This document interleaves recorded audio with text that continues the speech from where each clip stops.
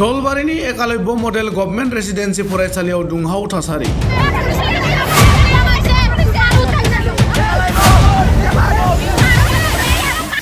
फरायसालियाव नांगौबादि खाबु मोनैनि अजद फरायसाफोरनि।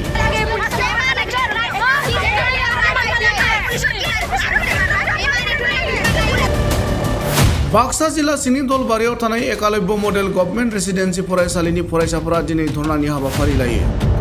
फरायसालियाव नांगौबादि फोरोंगिरिफोर गैयैनि जाउनाव थाखो फोरोंनाय मोनैनि खुद्रिसारनानै फरायसाफोरा सोमावसारनाय समाव पुलिस बिफाना हेंथा होनायजों लोगोसे फरायसाफोरनि सायाव गाग्लोबनो नाजायो होनना अजद लाबोयो।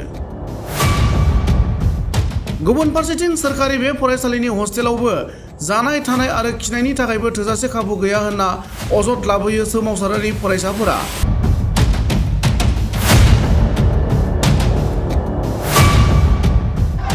আজি আমি আন্দোলন কৰিব আহিছোঁ ইয়াতে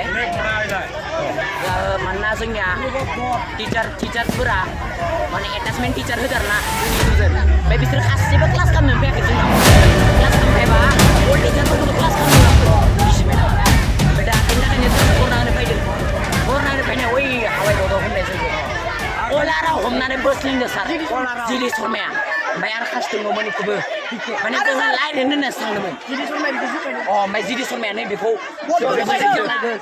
नोंसोरो बेसेबांसो फरायसाफोर ओंखारबोदो 500 नोंसोर मा लुबैयो दा क्लासखौ मोजां ओमफ्राय हस्टेलनि थानाय ओमफ्य लाइन जानाय सब होनांगो दैया जानाय दुगैनाय खिनाय माने गासै सुबिदाखौ नांगोन गासै